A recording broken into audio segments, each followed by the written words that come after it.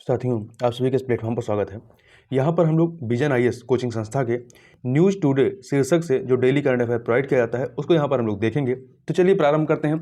सबसे पहले बात करते हैं झारखंड में खुली खदानों के ढहने की लगातार जो घटनाएं हो रही हैं उसके संबंध में। देखिए, हाल ही में धनबाद अर्थात झारखंड का जो धनबाद है, यहाँ पर अवैध खनन के दौरान एक खुली कोयला खदान के ढहने से कई लोगों की मौत हो गई और कई लोग अंदर फंस गए। खुली खदानों में खनन जो है, या जिसे ओपन कास्ट माइनिंग कहते हैं, एक सतही खनन तकनीक है। इसमें जमीन में एक खुले गड्ढे से खनिज निकाला जाता है, जैसा कि आप यहाँ पे चित्र में देख सकते हैं। देखिए, इस तकनीक का उपयोग तब किया जाता है जब खनिज जो है पृथ्वी की सतह के निकट होता है। निम्नलिखित कारणों से यह जो खनन है सबसे कुशल और किफायती तरीका है। किन कारणों से? तो पहला है उत्पादक और निष्कर्षण दर अधिक होती है। इसमें उत्पादन की लागत कम पड़ती है, कम अवधि में ही उत्पादन शुरू किया जा सकता है और यह पूरी तरह से मशीनीकृत प्रक्रिया है। इत्यादि ऐसे रीजन है जिनकी वजह से इसको सबसे कुशल और किफायती तरीका माना जाता है। कुल उत्पादित कोयले में इसकी जो हिस्सेदारी है वो कितनी है? 94% है। मतलब जितना कोयला उत्पादित किया जाता है उससे 94% कोयला जो है इस प्रकार से खुली खदानों से ही निकाला जाता है।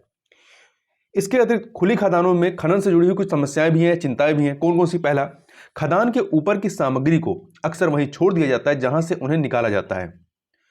समय के साथ यह भूमि के धंसने और ढहने का कारण बनती है, जिससे खनिकों की मृत्यु हो जाती है। दूसरा, बंद और छोड़ दिए गए खदान स्थलों में फिर से कोई सुधार नहीं किया जाता है और ये जल प्रदूषण का कारण बनती है। इन खदानों से निकलने वाला दूषित जल अन्य जल निकायों में चला जाता है या रिसकर भूमिगत जल में मिल जाता है। इसके अतिरिक्त कोयला खदानों द्वारा उत्पादित मीथेन, धूल आदि के कारण वायु प्रदूषण भी होता है। अब इसके लिए जो उपाय किए गए हैं उनकी बात कर लेते हैं। तो वर्ष 2017 में खनिज संरक्षण और विकास नियमों में संशोधन किया गया। संशोधन द्वारा अनिवार्य स्टार रेटिंग शुरू की गई थी। इसका उद्देश्य वैज्ञानिक और कुशल खनन सुनिश्चित करना था। खान अधिनियम 1952 1952, खान नियम 1955, कोयला खदान विनियमन 1957 आदि कानून एवं नियम बनाए गए हैं इस संदर्भ में। आगे चलते हैं। संसदीय समिति ने राजमार्ग परियोजनाओं में देरी होने पर चिंता व्यक्त की है। परिवहन, पर्यटन और संस्कृति संबंधी संसद की स्थायी समिति ने भारतमाला परियोजना के तहत पत्तन संपर्क सड़कों के निर्माण में देरी पर चिंता व्यक्त की है। समिति ने परियोजना के तहत प्रमुख बंदरगाहों को जोड़ने के लिए कार्यों की बेहद धीमी गति पर या बेहद धीमी प्रगति पर सड़क परिवहन और राजमार्ग मंत्रालय की आलोचना की है। इससे संबंधित जो प्रमुख मुद्दे हैं यदि उनकी बात करें तो पहला, भारतमाला परियोजना चरण 1 को पूरा करने की प्रारंभिक लक्षित अवधि जो है वो वर्ष 2021-22 निर्धारित की गई थी, लेकिन अभी तक केवल 168 किलोमीटर पत्तन संपर्क सड़कों का ही निर्माण किया गया, जबकि शेष 2105 किलोमीटर की सड़कें विस्तृत परियोजना रिपोर्ट DPR की तैयारी के विभिन्न चरणों में है। ठीक है। इसके अतिरिक्त सड़क परिवहन मंत्रालय ने वर्ष 2020-21 में अनुसंधान और विकास के लिए आवंटित बजट का मात्र 43.5% ही खर्च किया है। इसके अतिरिक्त पत्तनों के लिए मजबूत सड़क संपर्क की कमी भारत में पोत परिवहन क्षेत्र के समक्ष मौजूद प्रमुख बाधाओं में से एक है और वहीं भारतीय राष्ट्रीय राजमार्ग प्राधिकरण के पास वर्तमान में केवल 1122 कर्मी, जबकि स्वीकृत कर्मियों की संख्या कितनी है? 1892। इस वजह से इनके पास कर्मियों की भी संख्या कमी, मतलब काम करने वालों की भी कमी है। जो सिफारिशें की गई हैं समिति के द्वारा यदि उनकी बात करें तो पहला, रख रखाव और मरम्मत को अधिक से अधिक प्राथमिकता एवं महत्व दिया जाना चाहिए। दूसरा, टोल परियोजनाओं पर राजस्व की हानि को कम करने के लिए राज्य में समानांतर सड़कों के निर्माण को रोकने हेतु कानून बनाना चाहिए। तीसरा, यह सुनिश्चित किया जाना चाहिए कि वित्त पोषण के लिए अनुरोध के समय धन संबंधी जरूरतों को सही तरीके से प्रस्तुत किया गया है या नहीं। इसके अतिरिक्त सड़क परियोजनाओं का एक केंद्रीय डेटाबेस तैयार किया जाना चाहिए। अब आगे भारतमाला परियोजना के बारे में बात करें तो देखिए, भारतमाला परियोजना राजमार्ग क्षेत्र के लिए एक छत्र कार्यक्रम अर्थात अम्ब्रेला प्रोजेक्ट है। इस परियोजना का उद्देश्य महत्वपूर्ण बुनियादी ढांचे की कमी को दूर करना है। यह परियोजना देश भर में माल ढुलाई और यात्रियों की आवाजाही की दक्षता को अनुकूलित करने पर केंद्रित है। भारतमाला परियोजना के तहत कई सारी श्रेणियां हैं। तो देखिए, पहला है आर्थिक गलियारा। आर्थिक गलियारा के तहत 9000 किलोमीटर की सड़कें बनानी है। इससे पूर्ण आर्थिक क्षमता प्राप्त करने के लिए सहायता मिलेगी। वहीं इंटर कॉरिडोर और फिटर रूट के लिए 6000 किलोमीटर बनाना है, ये समग्र कनेक्टिविटी सुनिश्चित करने के लिए है। और वहीं राष्ट्रीय गलियारों की दक्षता में सुधार के लिए 5000 किलोमीटर, इससे क्षमता में वृद्धि होगी। और वहीं सीमा और अंतर्राष्ट्रीय संपर्क सड़क के लिए 2000 किलोमीटर बनाना है, और इससे सीमावर्ती क्षेत्रों में कनेक्टिविटी को बढ़ावा देने के लिए सहायता मिलेगी। तटीय और बंदरगाह संपर्क सड़कें, ये भी 2000 किलोमीटर, आर्थिक प्रगति में बंदरगाहों का लाभ उठाने में ये सहायक होंगी। और वहीं ग्रीनफील्ड एक्सप्रेस वे के तहत 800 किलोमीटर, ये एक्सप्रेस वे लाभ के लिए एक्सप्रेस वे गति प्रदान करेंगी। और साथ ही NHDP के अंतर्गत शेष सड़क कार्य, इसके तहत 10,000 किलोमीटर है। इस तरह से कनेक्टिविटी को बढ़ावा देने के लिए ये आपका सहायक होगी।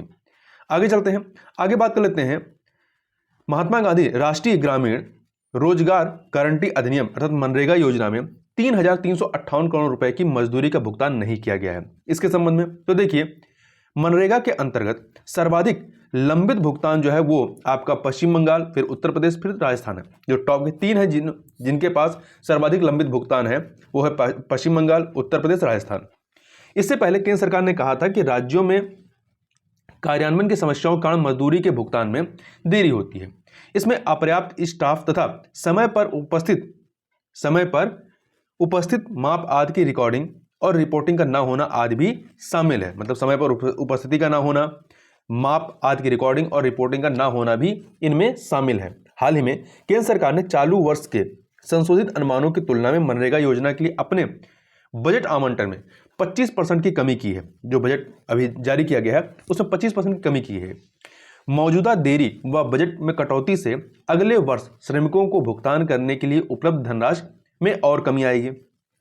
मनरेगा के समक्ष जो चुनौतियां हैं यदि उनकी बात करें तो कागजों पर कार्य पूरा दिखाए जाने के बावजूद जमीनी स्तर पर कार्य का ना होना, दूसरा बेरोजगारी भत्ते का भुगतान ना होना, तीसरा इस योजना का प्रशासन के साथ अत्यधिक केंद्रीकृत होना इसके कार्यान्वयन को निर्देशित करता है, चौथा दोषपूर्ण प्रबंधन सूचना प्रणाली डेटा, यह भ्रष्टाचार में वृद्धि और जवाबदेही की कमी को बढ़ावा देता है। अगला 100% प्रत्यक्ष लाभ अंतरण DBT, ये लक्ष्यों को पूरा करने के लिए वास्तविक जॉब कार्ड धारकों के नामों को हटाया जा रहा है। ये भी समझ एक चुनौतियां समस्या है। देखिए, चुनौतियों का समाधान करने हेतु कुछ सुझाव दिए गए हैं, जिसमें है मजदूरी को मुद्रास्फीति से जोड़ना, सहभागिता आधारित तकनीक का इस्तेमाल करना, मास्टर रोल जैसी प्रौद्योगिकी का उपयोग करना, ड्रोन सर्वेक्षण प्रौद्योगिकी का इस्तेमाल करना इत्यादि कुछ सुझाव भी हैं। अब वहीं यदि हम लोग मनरेगा के बारे में बात करें तो मनरेगा अधिनियम 2005 के बारे में, तो इसके अंतर्गत प्रत्येक ग्रामीण परिवार को एक वित्तीय वर्ष में कम से कम 100 दिनों का मजदूरी रोजगार प्रदान किया जाता है। इसे सूखे या प्राकृतिक आपदा के लिए अधिसूचित ग्रामीण क्षेत्रों में 150 दिनों तक बढ़ाया जा सकता है। इसमें ग्रामीण परिवार के वयस्क सदस्य को शामिल किया जाता है यदि सदस्य स्वेच्छा से अकुशल श्रमिक कार्य करता है।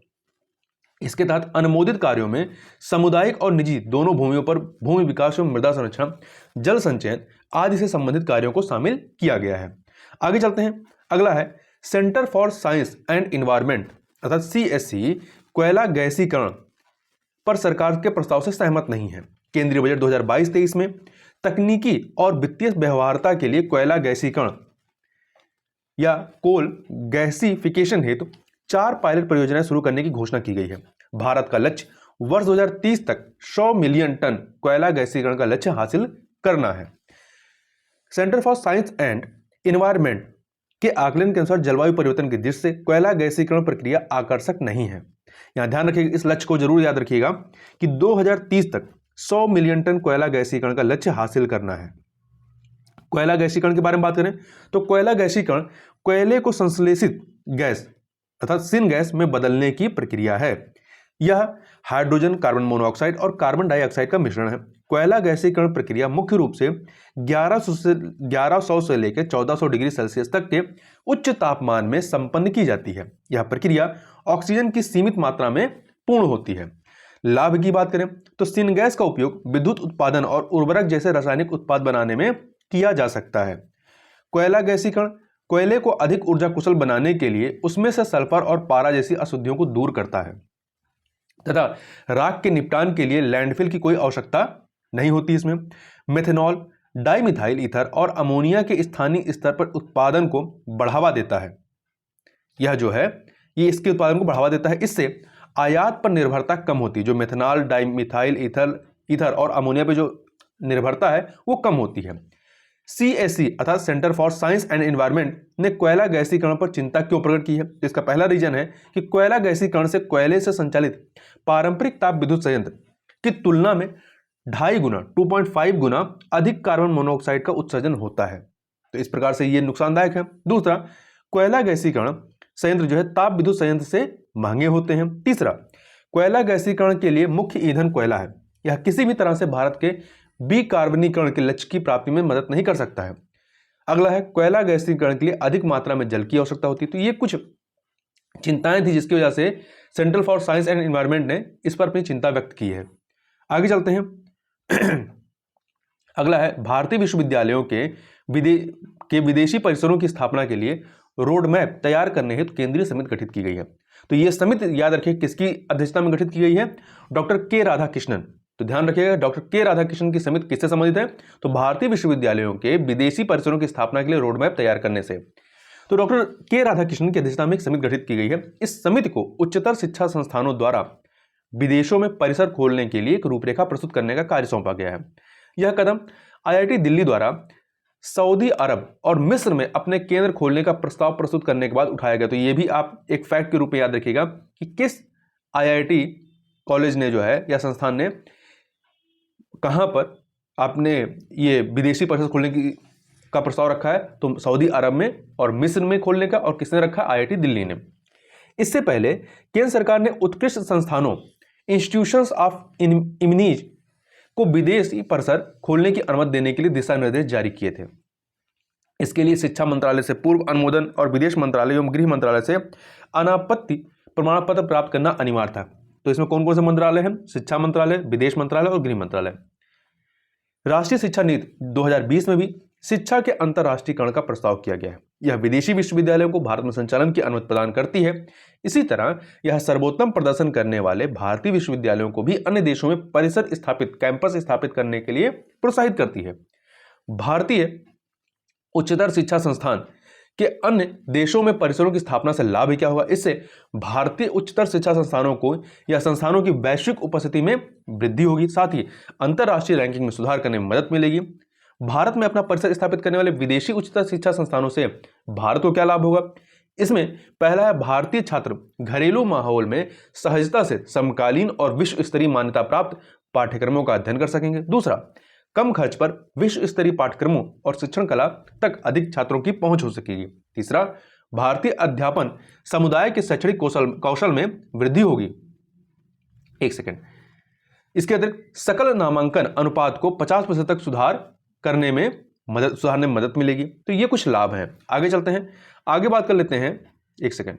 केंद्र ने आवासीय उपभोक्ताओं के लिए सोलर रूफटॉप अर्थात SRT संयंत्र स्थापित करने की प्रक्रिया को सरल कर दिया है। तो नई प्रक्रिया के अनुसार आवेदन के पंजीकरण, अनुमोदन और प्रगति की निगरानी के लिए एक राष्ट्रीय पोर्टल होगा। कोई आवासीय उपभोक्ता स्वयं SRT अर्थात सोलर रूफटॉप संयंत्र स्थापित कर सकता है। इसके अतिरिक्त वह अपनी पसंद के किसी भी विक्रेता से स्थापित करवा सकता है। इसके अतिरिक्त नवीन और नवीकरणीय ऊर्जा मंत्रालय ने सोलर रूफटॉप संयंत्र हेतु एक मानक या कुछ मानक एवं निर्देश जारी किए हैं, या करेगा भी, किया नहीं करेगा। ये मानक और निर्देश सोलर रूफटॉप संयंत्र की गुणवत्ता व स्थापना के बाद की सेवाएं सुनिश्चित करेंगे। सोलर रूफटॉप के बारे में बात करें तो सोलर रूफटॉप प्रणाली में इमारतों की छतों पर सौर पैनल लगाए जाते हैं। ये दो प्रकार के हो सकते हैं, एक बैटरी का उपयोग कर ऊर्जा भंडारण की सुविधा से युक्त सोलर रूफटॉप और दूसरा है ग्रिड कनेक्टेड सोलर रूफटॉप। अब इससे लाभ क्या है? तो पहला, पारेषण और वितरण के दौरान होने वाली हानि को कम करता है। इसके अतिरिक्त भूमि की जरूरत नहीं पड़ती, इसके लिए अतिरिक्त भूमि की जरूरत नहीं पड़ती। यह पर्यावरण के अनुकूल है। इससे स्थानीय स्तर पर रोजगार सृजित होता है तथा इससे बिजली बिल में कमी आती है। अब बात करते हैं सौर ऊर्जा के लिए, ऊर्जा के दोहन के लिए जो प्रौद्योगिकियां हैं उनकी। तो पहला है सौर फोटोवोल्टिक, जिसे शॉर्ट में PV कहते हैं। इसमें विद्युत सीधे सूर्य के प्रकाश से उत्पन्न होती है, यह फोटोवोल्टिक प्रभाव पर आधारित होता है। दूसरा है सौर ऊर्जा संकेंद्रण CSP संयंत्र जो है ये सूर्य की तापीय ऊर्जा को संकेंद्रित करने के लिए दर्पणों का उपयोग करते हैं। इससे बिजली पैदा करने वाले पारंपरिक भाप टरबाइनों या इंजनों को चलाया जाता है। आगे चलते हैं इसी में। तो ये जो सोलर रूफटॉप है, इसको बढ़ावा देने वाली जो पहले भारत में अपनाई गई हैं या इनिशिएटिव जो लिए गए हैं उनकी बात करें तो पहला है ग्रिड कनेक्टेड रूफटॉप और लघु सौर ऊर्जा संयंत्र कार्यक्रम शुरू किया गया है। इसका उद्देश्य वर्ष 2022 तक रूफटॉप सोलर संयंत्रों की 40 गीगावाट संबंधी क्षमता प्राप्त करना है। कब तक? लक्ष्य याद रखिएगा, 2022 तक 40 गीगावाट।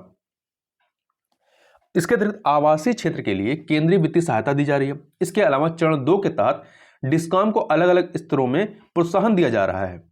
साथ ही स्पिन क्या है? यह एक ऑनलाइन प्लेटफॉर्म है। इसे सोलर रूफटॉप परियोजना के अंतर्गत अनुमोदन में तेजी लाने के लिए विकसित किया गया है। साथ ही state rooftop solar attractiveness index, जिसका नाम है सरल, इसकी शुरुआत की गई है, जो रैंकिंग देता है राज्यों को। आगे चलते हैं अन्य सुर्खियों में।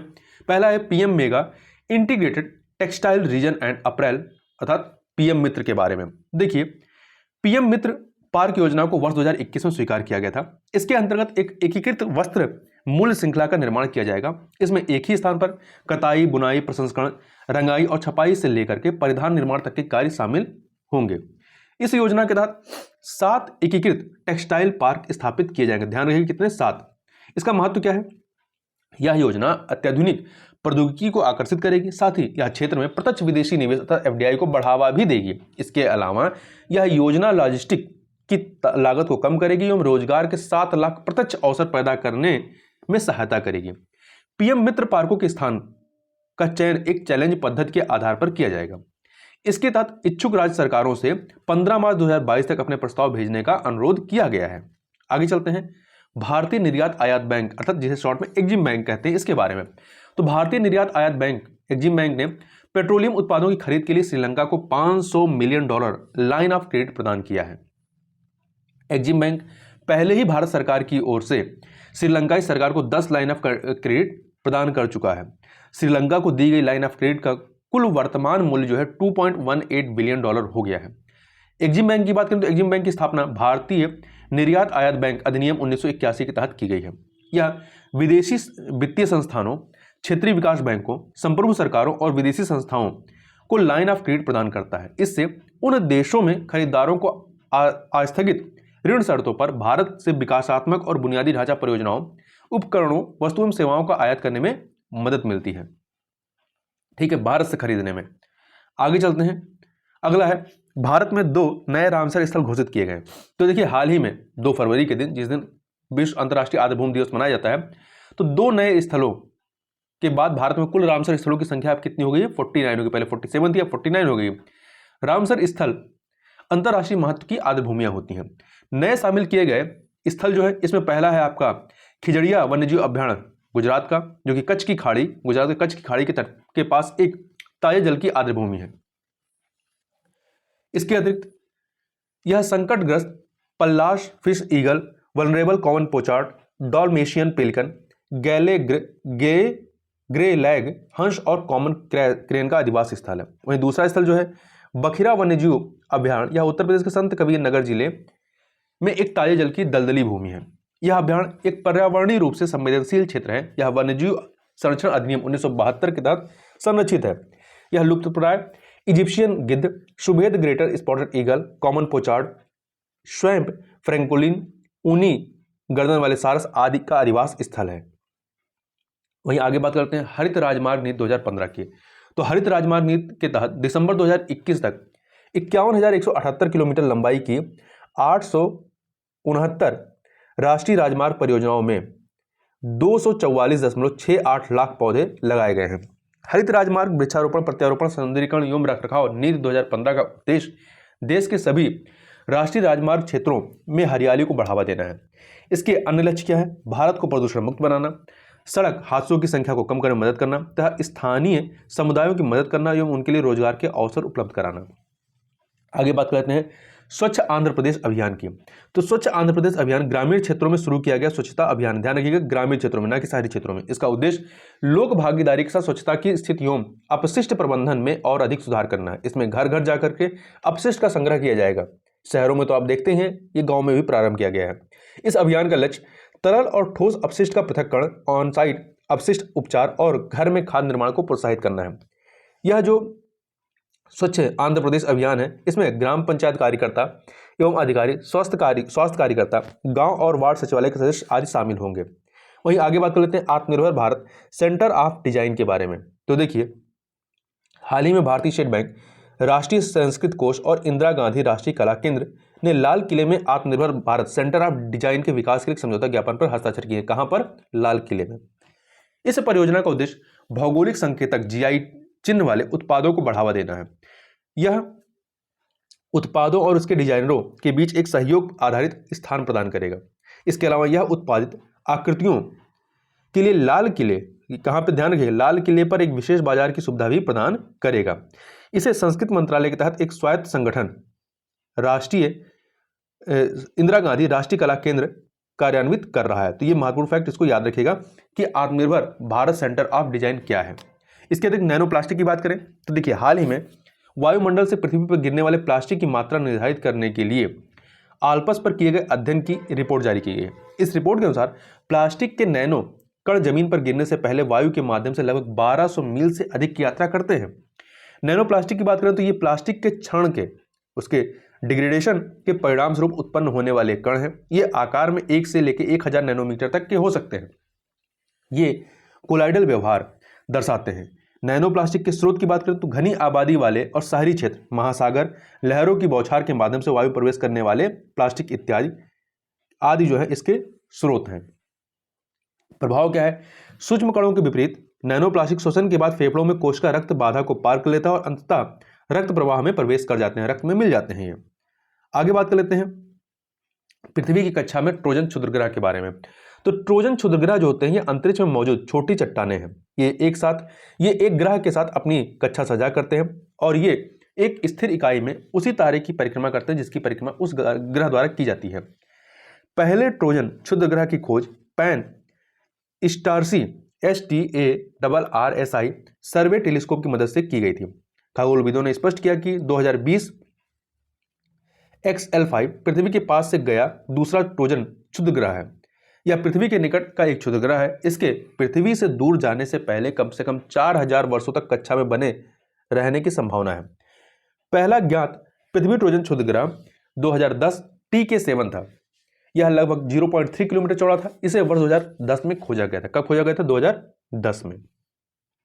आगे बात कर लेते हैं पोला बट्टा की। तो केंद्रीय समुद्री मत्स्य अनुसंधान संस्थान ने भारतीय तट से कारागिड, जिसे वट्टा कहते हैं, मछली प्रजाति की एक नई प्रजाति की पहचान की है। इसे स्थानीय रूप से पुल्ला वट्टा के रूप में जाना जाता है। यह मछलियों की क्वीन फिश श्रेणी से संबंधित है। यह देश के प्रमुख तटों पर पाई जाती है। भारतीय समुद्रों में कारागिंड की 60 से अधिक प्रजातियां हैं। उनमें से 4 क्वीन फिश श्रेणी से संबंधित हैं। इस खोज से भारतीय समुद्री जैव विविधता की स्थिति में सुधार करने में मदद मिलेगी। आगे बात करते हैं लेटे हुए भगवान विष्णु की। तो Indian national trust for art and culture heritage द्वारा लेटी हुई मुद्रा में भगवान विष्णु की 1000 वर्ष पुरानी बलुआ पत्थर की मूर्ति को फिर से स्थापित किया गया है। यह मूर्ति मध्य प्रदेश के बांधवगढ़ राष्ट्रीय उद्यान में स्थित है। इसे लोकप्रिय रूप से शेष शैया के रूप से जाना जाता है। यह मूर्ति कलचुरी काल, जो कि 8वीं शताब्दी का था और मध्य भारत में राष्ट्रकूटों के सामंत थे, तो कलचुरी काल में से संबंधित है। तो ये कुछ महत्वपूर्ण फैक्ट थे जिनकी चर्चा हमने इस वीडियो में की। तो इस वीडियो में बस इतना ही। मिलते हैं नेक्स्ट वीडियो में, तब तक के लिए बहुत बहुत धन्यवाद।